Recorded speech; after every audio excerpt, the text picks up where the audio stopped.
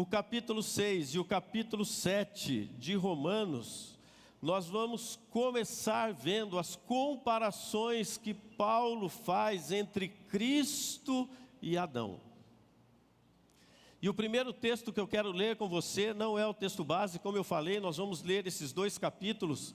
Por isso, você que trouxe aí o seu papel, a sua caneta, a sua agenda, seu smartphone, seu bloco de notas, vai anotando, porque nós temos bastante versículos, bastante promessas, bastante princípios e promessas que nós vamos ver nesses 2 capítulos. E aqui o primeiro dele, onde nós vamos começar a fazer toda essa conexão, está lá em 1 Coríntios 15, 45. Pois assim está escrito, o primeiro homem, Adão, foi feito alma vivente. O último Adão, porém, é espírito vivificante. Quando nós olhamos para esse versículo, nós podemos ver aqui 2 tipos de homens. E homens, quando nós falamos aqui, nós estamos falando do gênero humano. Os que por causa da condenação em Adão, permanecem sobre esta condenação e essa inimizade com Deus. E o outro tipo, pela redenção de Cristo, o último Adão, como diz a palavra de Deus, estão justificados e em paz. Então nós temos dois tipos de pessoas que nós vamos ver nesta noite. E quando nós vamos falar de Romanos 6 e 7, eu já quero começar esta conexão nos versículos finais de Romanos capítulo 5, que nós vamos ler juntos. Romanos capítulo 5, no versículo 15, ele diz assim: e também não há comparação entre o pecado do homem e o pecado de Deus. Pois este único homem, Adão, trouxe a morte para muitos por meio do seu pecado. Porém, este outro homem, Jesus Cristo, trouxe perdão para muitos por meio da graça divina. E existe uma diferença entre a dádiva de Deus e o pecado de um só homem. Por um só pecado veio o julgamento que trouxe condenação. Mas a dádiva veio de muitos pecados e trouxe a justificação. Versículo 17: o pecado de um único homem fez com que a morte reinasse sobre todos. Porém todos quanto receberam o presente divino da graça e da dádiva da justiça, reinarão em vida, por causa deste único homem, Jesus Cristo.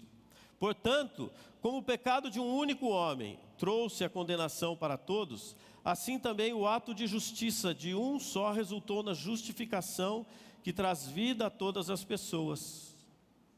Portanto, assim como por meio da desobediência de um só homem, muitos foram feitos pecadores, assim por meio da obediência de um só homem, muitos serão justos. E aqui uma comparação clara e objetiva. O texto está dizendo assim: em Adão a transgressão, em Jesus, em Cristo, o dom gratuito. É o que diz no versículo 15. Quando nós olhamos o versículo 16, ele diz assim: em Adão a condenação e em Cristo a justificação. No versículo 17 ele está dizendo: em Adão a morte e a inimizade, mas em Cristo tem vida e paz. Em Adão, ofensa, em Cristo, a justiça. Em Adão, a desobediência, e em Cristo, a obediência. Então Paulo, quando ele faz essa exposição aos cristãos em Roma, porque aqui ele está falando, nós vamos ver no texto, no capítulo 6, ele já está falando para gente que já conhece, ele já está falando com gente que já passou ali pelas águas do batismo. Paulo está fazendo uma exposição aqui argumentativa e principalmente teológica, diferente do que Jesus fazia. Jesus, ele fazia como essa apresentação? Através das parábolas e através de algo figurativo e ilustrativo onde ele estava. Mas Paulo aqui não. Paulo ele faz diferente. Paulo, nós vamos ver a hora que nós entrarmos aqui no capítulo 6. Paulo, por ser uma carta, Paulo ele pergunta e às vezes ao mesmo tempo ele já está respondendo. Porque ele já está imaginando o que aquele povo está pensando. Ele já está falando, eu vou escrever isso aqui, mas como eu já meio que conheço aquele povo, eles já vão começar a querer responder, trazer argumentos, se defender, e eu já vou responder aquilo que eles estão pensando em pensar sobre aquilo que eu escrevi. Quando nós olhamos para Jesus e vemos esta comparação com Paulo, Jesus ele traz as parábolas, trazendo sempre os dois caminhos, as duas portas, as árvores boas, as árvores más, e ele está dizendo assim, vocês sempre vão ter dois destinos. Vocês vão ter sempre duas escolhas. Deuteronômio capítulo 30, versículo 19, diz assim: hoje tomo os céus e a terra por testemunhas contra ti, que te propus a vida e a morte, a bênção e a maldição. Escolhe, pois, a vida, para que tu vivas, e a tua descendência também. A Bíblia, ela é tão maravilhosa, que ela mesmo nos corrige, ela mesmo nos dá a direção, ela mesmo nos dá a orientação. Ele fala assim, hoje tomo os céus e a terra, eu te propus a vida e a morte, bênção e maldição. Ponto e vírgula. Escolhe, pois, a vida. Ele está falando assim, ó, está vendo, o caminho é esse. Por que você vai querer caminhar por esse? A direção é essa. E é o que nós vamos ver hoje. Nós temos um só caminho, amados. Se nós entregamos a nossa vida para Jesus, se nós o reconhecemos como nosso único Senhor e Salvador, nós só temos um caminho. Mas nós vamos ver aquilo que Paulo diz no capítulo 6, a partir do versículo 1. Não vou ler todos os capítulos, todos os versículos do capítulo, como a gente vinha fazendo anteriormente, mas nós vamos extraindo aquilo que vai complementando um versículo do outro e a gente completar todo este nosso raciocínio. E assim eu oro, Pai, pedindo a Ti, Espírito Santo, que nos dê esta revelação, que nos dê esta confirmação, que nos dê essa clareza, que nos dê esse discernimento, que nos dê, Senhor, tudo aquilo que precisamos para poder ter uma experiência ainda mais íntima e profunda contigo, através destes capítulos 6 e 7 de Romanos, e para que o Teu nome seja glorificado e exaltado, em nome de Jesus. Amém. Romanos capítulo 6, versículo 1 diz assim: o que diremos então? Continuaremos a pecar para que a graça de Deus aumente cada vez mais? E este versículo, irmãos, ele está também ligado ao versículo lá de cima de Romanos, capítulo 5, versículo 20, que diz assim: a lei foi dada a fim de que todos pudessem perceber os seus pecados. Entretanto, onde o pecado surgiu em excesso, a graça foi ainda mais abundante. E já já vocês vão entender por que Paulo escreve essas coisas. Naturalmente não, voltando no versículo 2 do capítulo 6.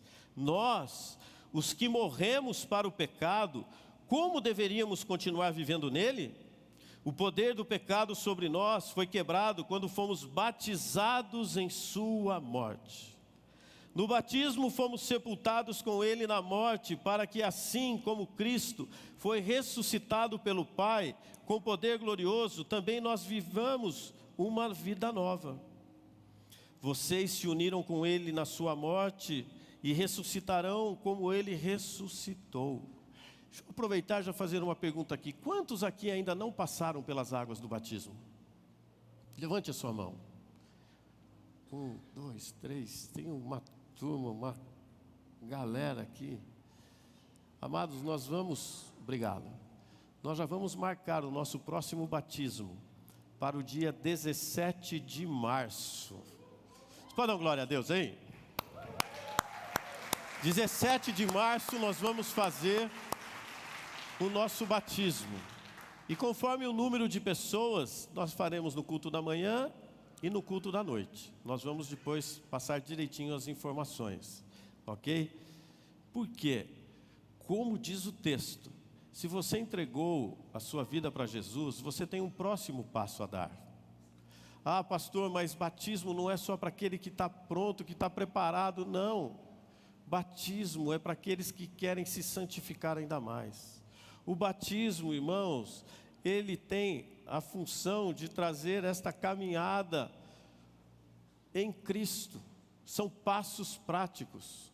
Então o batismo não é para quem está preparado. O batismo nas águas é para aquele que quer se limpar, se santificar, se purificar e falar assim: eu sou de Cristo. Eu sou de Cristo. Eu tenho uma vida nova, eu tenho uma vida transformada, eu tenho uma vida regenerada. Então é sobre isso o batismo nas águas, de você poder mostrar para o céu, para a terra e para o inferno quem você é, qual a sua identidade, qual o seu poder em Cristo. Mas seguindo no texto, o que diremos então? E às vezes as pessoas falam: pecado, pastor. Sim, pecado. O pecado é você conhecer a palavra de Deus e fazer completamente ao contrário. Pecado é a transgressão voluntária da palavra de Deus. O pecado, ele trabalha contra nós. E quando nós começamos a deixar esta vida de pecado, Deus trabalha em nós. Deus trabalha por nós, e Deus trabalha através de nós, quando nós começamos a nos limpar e nos purificar. Irmãos, nós não estamos falando aqui que nós somos impecáveis. Impecável só foi um, que é Jesus. O que nós não podemos é permanecer em uma vida de pecado. O que não pode é nós nos convertermos, nós conhecermos a Jesus e continuar com as mesmas práticas, com as mesmas atitudes e não ter mudança na nossa vida. Por isso que Paulo ele diz assim: que diremos, pois? Permaneceremos no pecado para que a graça abunde? Não, de maneira alguma. Paulo ele está falando assim: pensem, reflitam, como que se vocês nasceram de novo, vocês vão continuar pecando e não saindo desta lama, e não saindo daquele pecadinho de estimação que você tem. Não é sobre isso. Paulo, ele argumenta já na sua carta, para que eles possam experimentar algo novo de Deus. Permanecer no pecado é permanecer em Adão, como nós acabamos de ler no texto de 1 Coríntios. Por isso, irmãos, tomem cuidado, que o pecado ele é silencioso, mas a sua colheita é barulhenta. Cuidado, que o pecado ele é silencioso, ele entra de mansinho, mas a colheita é confusão, não traz nenhum benefício.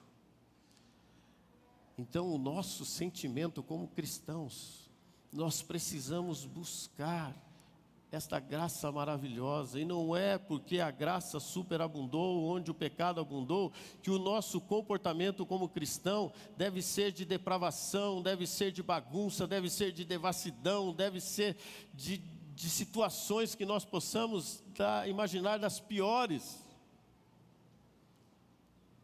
Mas é a graça de Deus que vai nos dar esta capacitação. A graça, ela corrige destinos. A graça, ela transforma pecadores em santos. A graça transforma as nossas vidas de uma maneira sobrenatural. Por isso que Paulo está dizendo assim: é pela graça.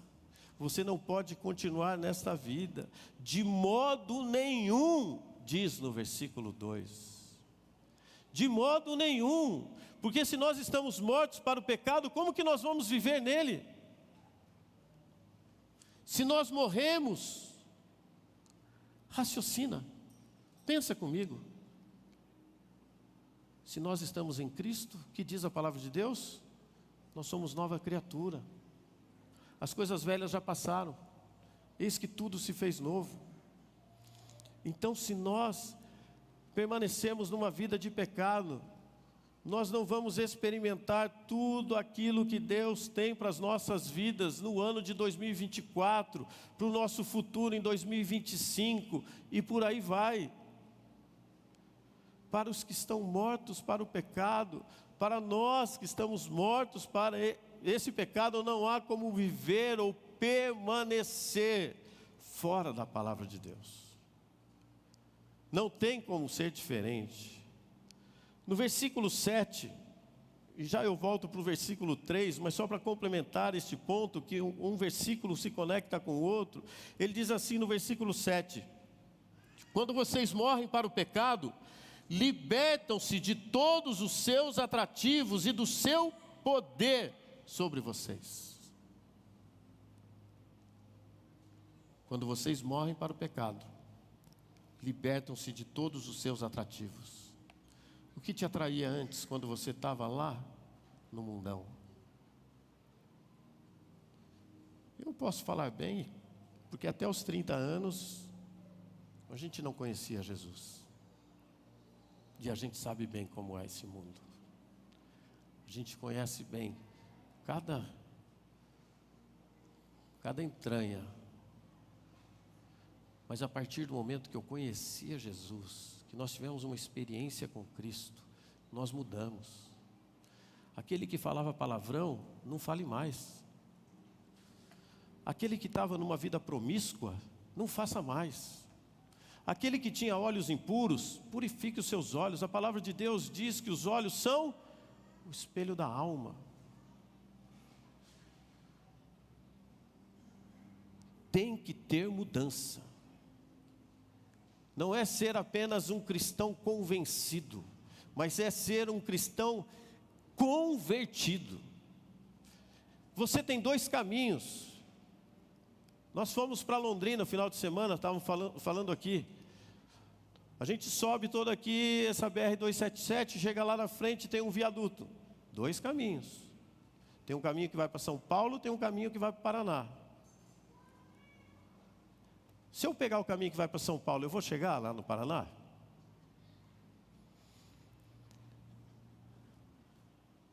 Irmãos, se está no caminho errado, volte. Se está no caminho errado, conserte. Se está num caminho sem direção, pare. Ouça a voz do Espírito Santo. Se alinhe. Busca essa direção nele. Porque é assim que diz o texto. Não é porque você está numa vida de pecado que você vai continuar pecando e que essa superabundante graça vai vir sobre você. Não. Essa graça teve um preço. Essa graça tem o preço do sangue de Jesus. Não foi barato. Nós precisamos entender isso. Por isso que ele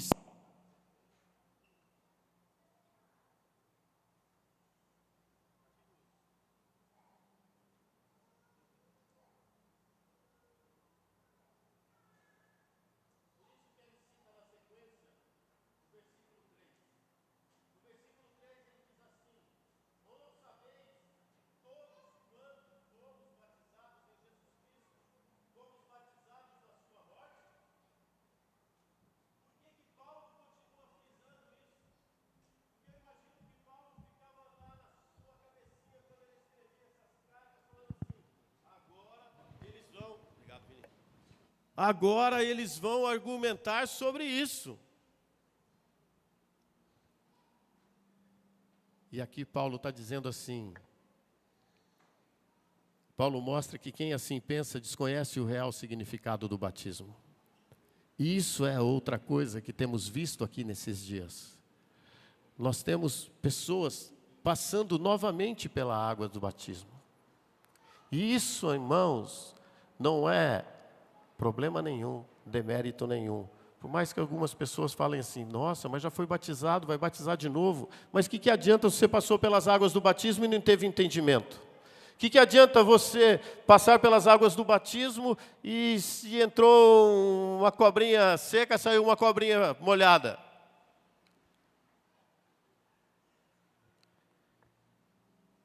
Para aqueles que continuavam a argumentar, Paulo mostra que desconhecem o real significado do batismo. Batismo é morte e ressurreição em Cristo. Se todos morreram, porque Cristo morreu, isso demonstra que mais uma vez morreram para o pecado, conforme Paulo mostra no versículo 10. Ele morreu de uma vez por todas, a fim de acabar com o poder do pecado, e agora vive para sempre em contínua comunhão com Deus. O problema, irmãos, é que nós não pecamos contra mandamentos. E às vezes a nossa cabeça está nisso. Não, porque tem um mandamento, se eu fizer isso eu vou estar pecando contra esse mandamento. Não!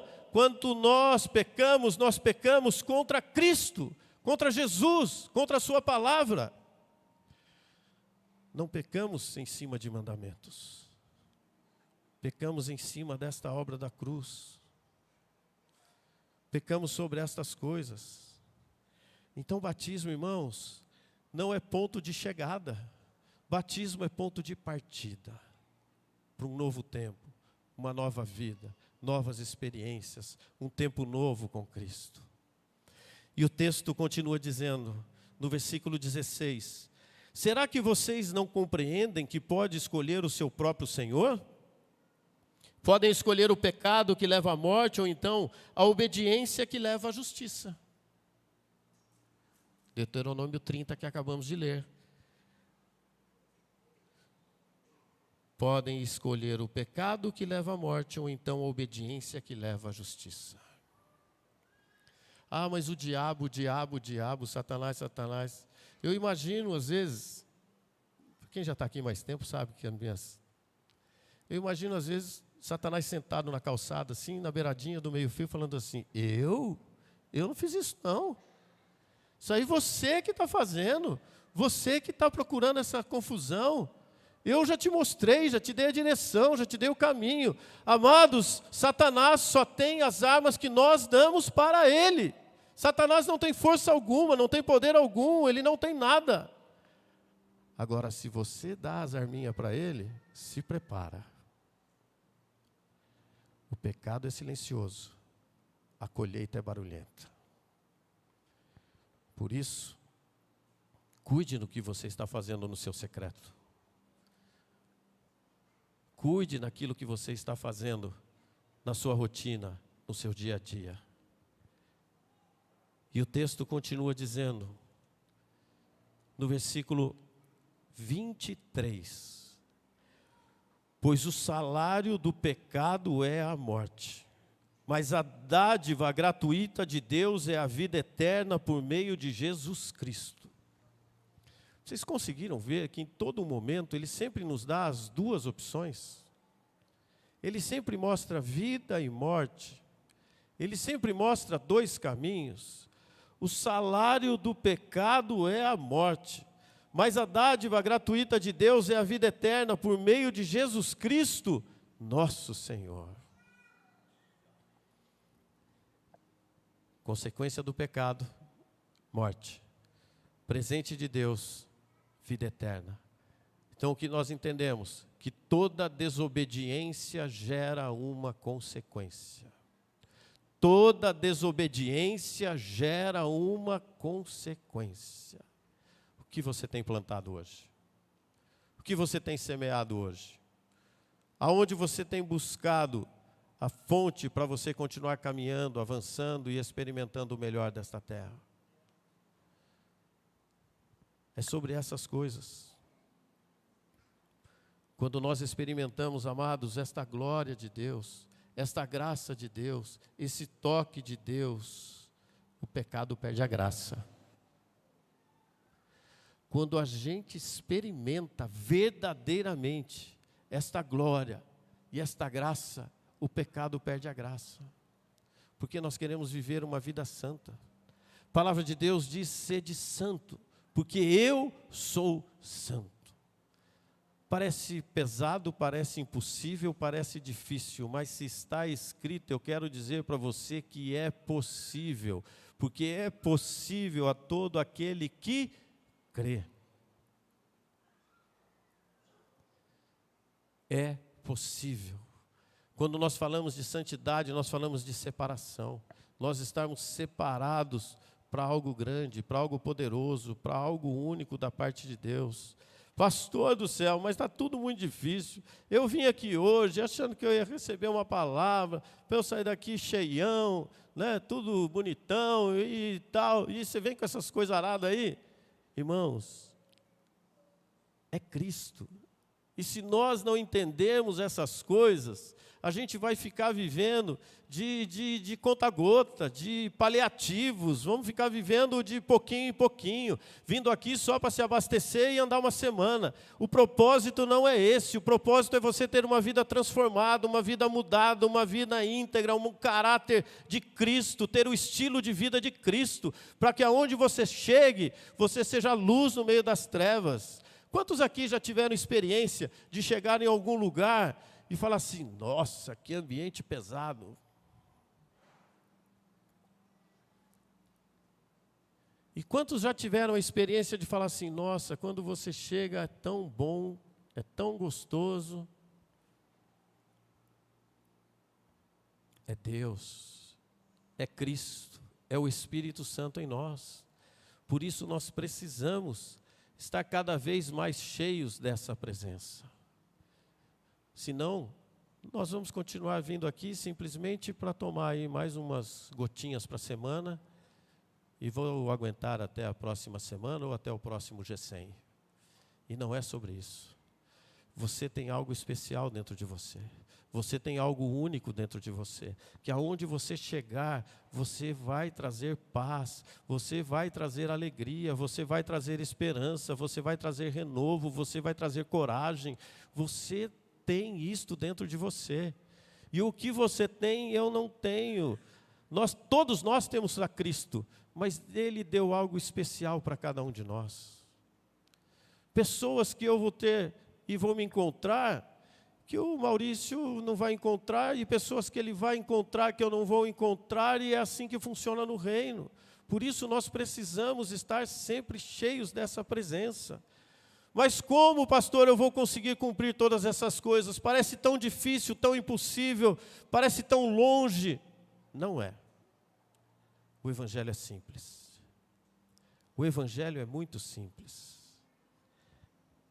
E o primeiro passo que nós temos que ter para ter esta vida perto do impecável, de uma vida mais reta, de uma vida mais santa, é bem básico.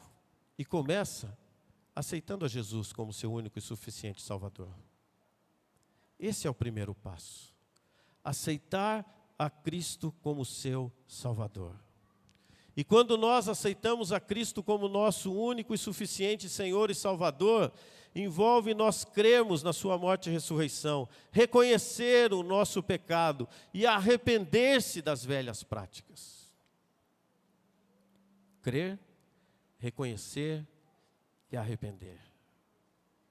O problema é que nós só queremos o Salvador. Nós não queremos o Senhor, aquele que manda, que guia, que comanda, que direciona a nossa vida. E aí as coisas não andam, e aí as coisas não caminham. Mas a palavra diz em Romanos 10, 9 e 10, que nós precisamos reconhecer Ele como Senhor e Salvador. Precisa ter os dois juntos. Ah, pastor, mas eu estou salvo, ok. Mas a santificação é um processo. Essa intimidade é um processo. Esse relacionamento é um processo. Por isso, arrependimento e confissão de pecados. Para quem você confessa os seus pecados? Para quem você confessa os seus pecados? A palavra de Deus ela é clara sobre isso. Você confessa a Deus, você vai ser perdoado. Mas para você ser curado, confessa a um irmão. Talvez o problema seja que você hoje não tenha mais esta liberdade, porque às vezes algum dia você confessou isso a alguém e acabou saindo, acabou entrando e não era o momento certo e a hora certa de ter este testemunho lá na frente. Porque tem uma coisa, depois que a gente confessa pecado, Satanás não tem mais do que nos acusar. Depois que a gente confessa esse pecado a um irmão, Satanás não tem mais do que nos acusar. Depois que a gente confessa esse pecado a um irmão, nós somos tão curados que depois a gente passa a testemunhar daquilo que a gente vivia lá atrás, daquilo que a gente fazia lá atrás. Por isso, confessa a Deus e confessa a um irmão. E o arrependimento é mudança de mente e mudança de coração. Quando nós nos arrependemos, nós temos mudança de mente e mudança de coração que levam a uma transformação de comportamento.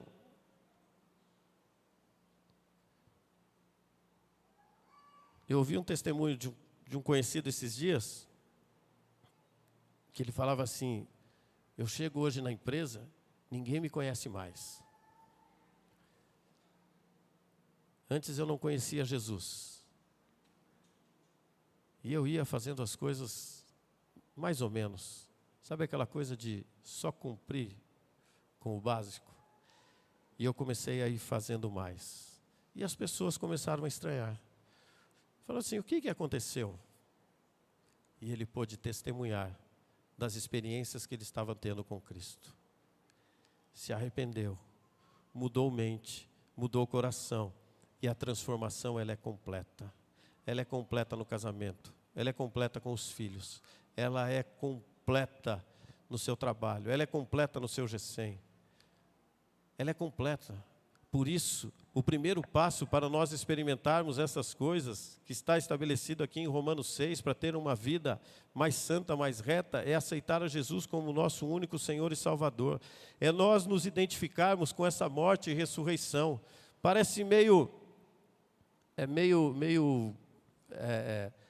como é que eu vou dizer aqui, este segundo passo, que quem já entregou a vida para Jesus já se identificou a essa morte e ressurreição. E quando eu pensava e escrevia essas coisas, não, porque tem gente que entregou sua vida para Jesus e ainda continua levando, deixa a vida me levar, vida leva eu, sabe aquela coisa? E não se identificou a esta morte e ressurreição em Cristo. Não se apropriou dessas verdades. Não se apropriou daquilo que está escrito. Não se identificou com essa morte e ressurreição. Não se considerou morto para o pecado e vivo para Deus. Por isso nós precisamos ter essa identificação com a cruz. Identificação com aquilo que aconteceu no Calvário. Entregar a nossa vida para Jesus. Identificação com a morte e ressurreição de Cristo. Terceiro passo, compromisso com uma vida santa. Comprometer-se com uma vida dedicada a Deus. Comprometer-se com uma vida dedicada a Cristo. A busca do Espírito Santo e afastar-se do pecado. E afastar-se do pecado. Irmãos, o pecado, se a gente pode resumir aí esta palavra, pecado é atraso. Pecado é atraso. Pecado é você errar o alvo. Nós não podemos ceder ao pecado. Pecado não se cede. Ao pecado nós confrontamos, nós abandonamos, nós temos nojo. Nós não suportamos.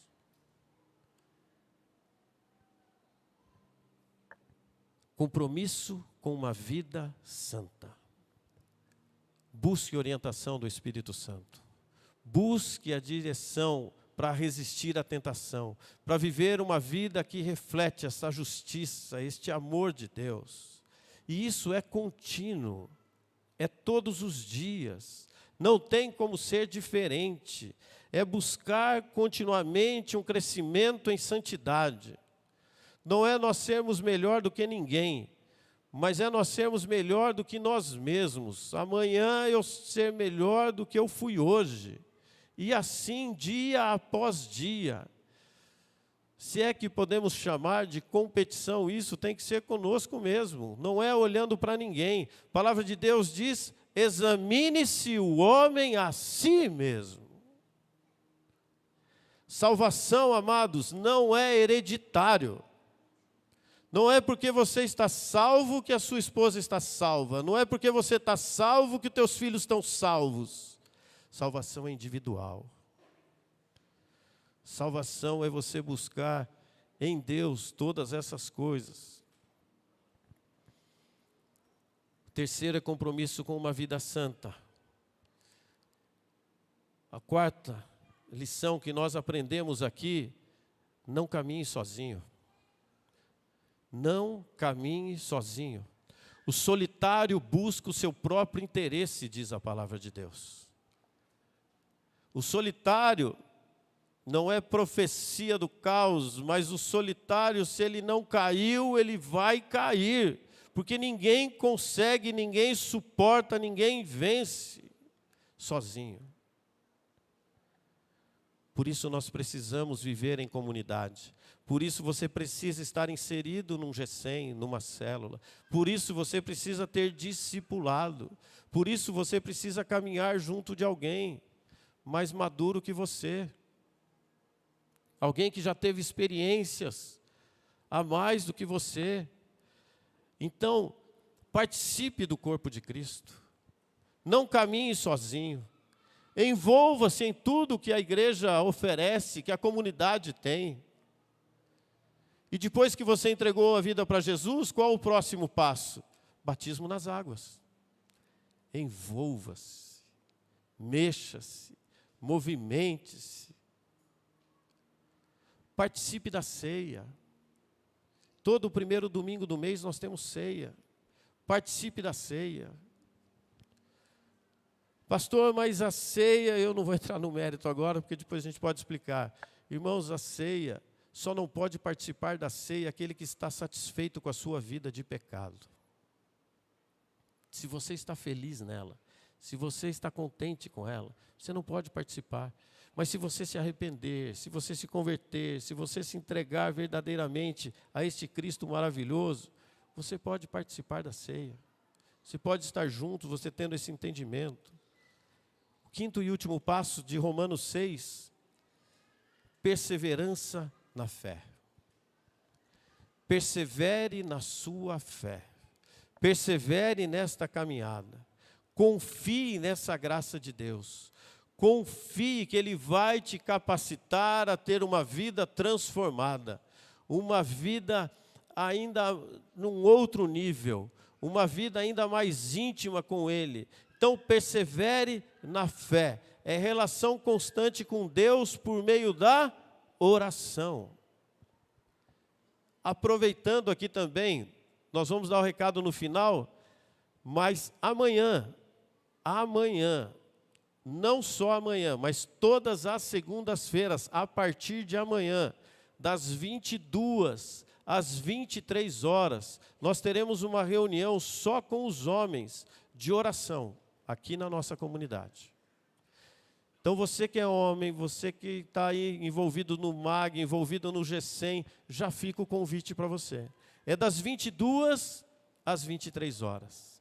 Nós já tínhamos esta prática na nossa comunidade, por anos. Só que entrou a pandemia, aquela coisa toda, para daqui, ajeita a agenda de lá, e agora nós vamos retornar com esta reunião de oração das 22 às 23 horas. Então, é oração. Ah, pastor, mas eu fui aí, achei que ia ter um coisinho, um comezinho, É oração, irmãos. Oração. Ah, mas só orar? Não é só orar, irmãos. Se a oração não for o nosso primeiro ministério, nada vai funcionar. Então tudo é a oração. Fecha parênteses. Depois eu dou o recado de novo. Então lembre-se, amados, que a salvação e as bênçãos de Deus são um dom gratuito. Recebido de que maneira? Pela fé em Cristo Jesus. Então eu creio que a partir do momento que nós vamos aplicando estas lições, vamos aplicando esses pontos bem básicos e práticos, sendo disciplinados nessas coisas, nós vamos recebendo todas essas bênçãos que nós temos buscado para o ano de 2024. Mas Paulo aqui, ele continua na sua carta, dizendo no capítulo 7, agora. Assim, meus irmãos, versículo 4. Vocês também morreram para a lei.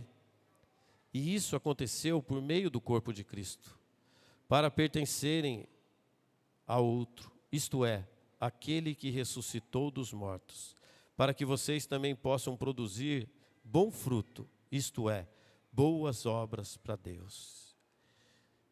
E em outras palavras, ele disse a mesma coisa em Romanos 6, versículo 14. Se você quiser deixar anotado aí no cantinho da sua Bíblia. E ele continua dizendo no versículo 6, que também está ligado a Romanos 6,14, ele diz: agora, entretanto vocês foram libertos da lei, porque morreram para aquilo que antes os prendia.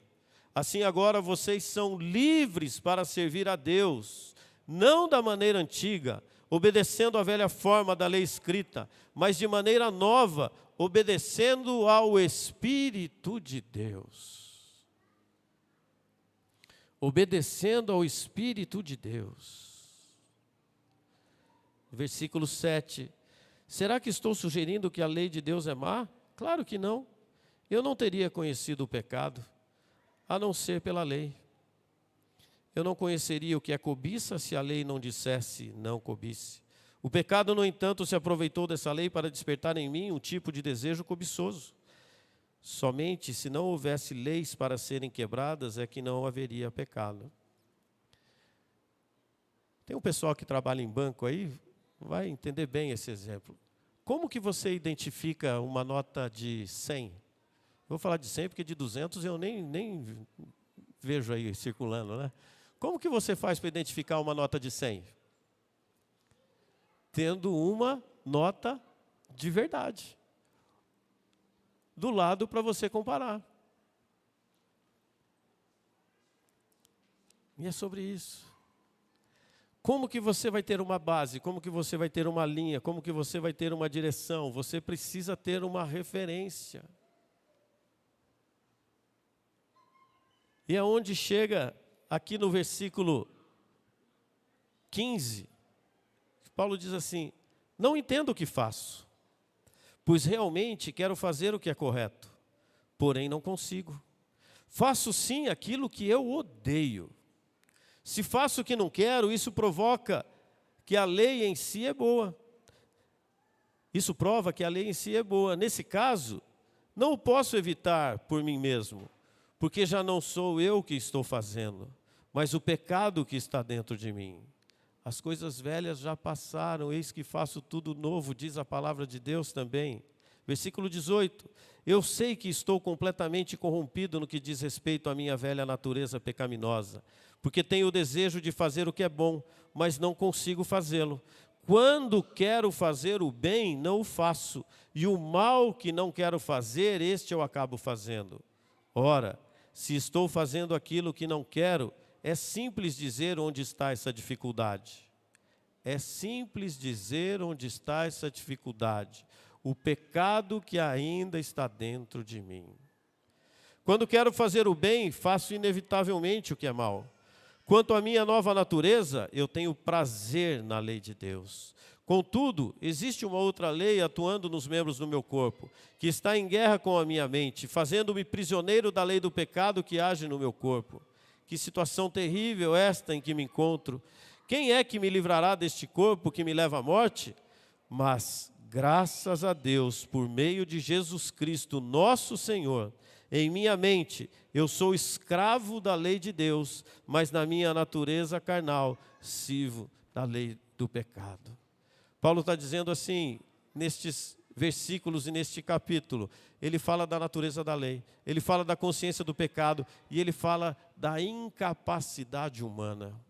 Isso não é uma incapacidade apenas dele. Ele traz o exemplo dele, mas isso é uma necessidade nossa, isso é uma incapacidade nossa. Por isso, nós precisamos buscar em todos os momentos, sabendo que tem a lei espiritual, sabendo que tem todas esta lei que comanda, e esta natureza espiritual e a natureza carnal, que é pecaminosa, que é do ser humano, nós precisamos reconhecer a nossa condição, a nossa realidade. E este talvez seja o maior problema, de nós não conseguirmos reconhecer a nossa condição decaída e a necessidade de uma redenção e de uma experiência ainda mais íntima com o Senhor. Paulo está dizendo assim: seja honesto, seja transparente com Deus. Seja honesto, seja transparente com Deus. Mostre a sua frustração, mostre a sua incapacidade. Mostre isso a Ele e viva de acordo com os próprios padrões e desejos que Ele tem para a nossa vida, que é a obediência à palavra de Deus. Nós precisamos reconhecer e entender que temos uma natureza pecaminosa. E é isso que destaca esses versículos. É isso que mostra essa palavra. Ele mostra que tem uma batalha entre a carne e o espírito. Ele deixa claro nesses versículos que tem uma luta constante, que nós precisamos guerrear e batalhar. Por isso, quando nós vemos no texto lá de Mateus, Jesus falando assim: quando orares, quando jejuares, quando trouxerem as ofertas. É interessante que Jesus não considera aquele que já vem numa jornada, numa caminhada com Ele, que não pratique essas coisas. Fala assim: quando, Guguinha, que você jejua? Quando, pastor Samuel, que você ora? Quando, Campos, você traz aí a sua oferta de generosidade? Quando você tem feito isso? Quando que você tem feito essas coisas? Esses dias eu vi um post, John Bunyan. Ele diz assim: aquele que foge de Deus de manhã, dificilmente irá encontrá-lo no restante do dia. Aquele que foge de Deus de manhã, dificilmente o encontrará no meio do dia. Como que você tem começado o seu dia? Como que você tem começado as suas manhãs? Nós precisamos reconhecer essas coisas. O pastor Osmar esteve aqui falando das primícias. A palavra de Deus diz que se as primícias forem santas, toda a massa será santa. Reconhece? Nós precisamos reconhecer que somos falhos, somos limitados e temos uma natureza pecaminosa. Só assim nós vamos ter ser regenerados em Cristo. Ele fala da necessidade da graça. A necessidade da graça. Nós não vamos conseguir cumprir com todas essas coisas na força do nosso braço. Nós somos incapazes. Nós só vamos conseguir se nós tivermos a presença do Espírito Santo. É nós reconhecer esta insuficiência da natureza humana. E nós precisamos destacar, mostrar esta dependência na obra transformadora de Cristo. Só assim nós vamos conseguir avançar. E ele encerra este capítulo 7, no versículo 24 e 25, dizendo: que situação terrível está em que me encontro. Em algumas versões, eu estou lendo na versão da Bíblia Viva, em algumas versões diz assim: miserável homem que sou. Quem me livrará do corpo desta morte? Graças a Deus por Cristo nosso Senhor. Graças a Deus por Cristo. Graças a Deus por Ele ser o meu Senhor. Graças a Deus. Paulo aqui, ele mostra que está diante de uma luta, que está diante de uma batalha interna. E você, como está? Como está aí a sua alma? Como está a sua mente? O seu coração está em paz? Eu vi uma frase nesses dias que falava assim: duas espécies de paz que devem ser evitadas. Duas espécies de paz que devem ser evitadas. Paz com o pecado e paz em pecado. Dois tipos de paz que não podemos ter. Com o pecado e em pecado. Pastor, de que maneira eu faço isso? Mas de que maneira eu resolvo essas lutas e essas brigas internas, essa confusão interna que está dentro de mim? Primeiro passo: reconheça a realidade da sua luta interior. Reconheça a realidade da sua luta interior. Você sabe a luta que você está lutando? Comece reconhecendo a realidade das nossas fraquezas e das lutas que nós precisamos. A segunda lição que tomamos aqui é a dependência da graça de Deus. É nós continuarmos dependentes dessa graça de Deus. Quando nós temos essa dependência, a graça, ela corrige o nosso destino. A graça transforma pecadores em santos. A graça corrige destinos e transforma pecadores em santos. Por isso, dependência da graça de Deus, confiança na obra redentora de Cristo, capacitação do Espírito Santo para vencer essas lutas internas. Nós, por nós mesmos, nós não conseguimos. Por isso, irmãos, perseverem na busca da santidade.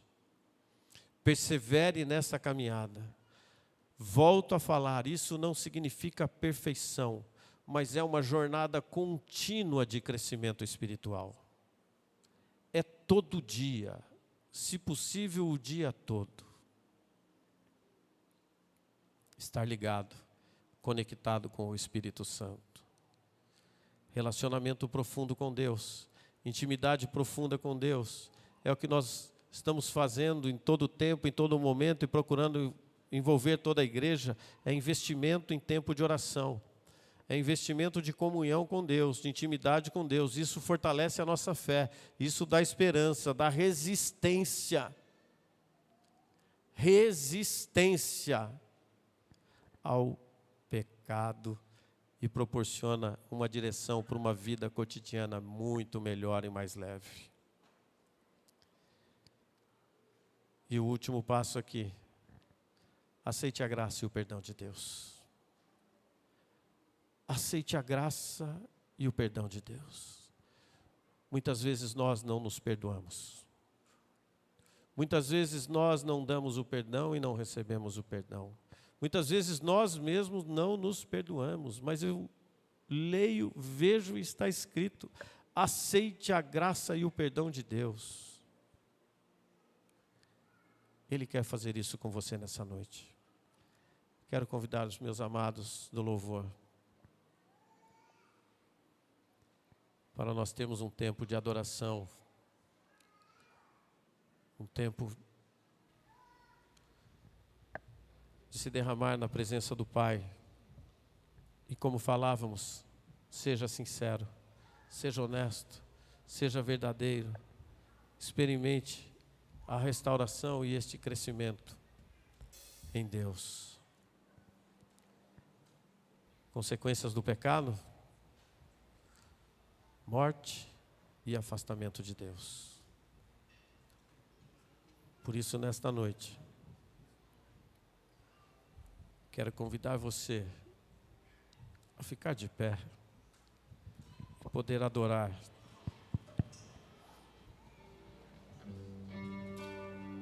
a este Pai maravilhoso. Processo de crescimento espiritual é uma jornada, é uma caminhada. Deus é paciente, Deus é gracioso, Deus é misericordioso. Aliás, é por isso que estamos aqui. Pelas suas misericórdias é que nós não somos consumidos. Pelas suas misericórdias que nós estamos aqui firmes.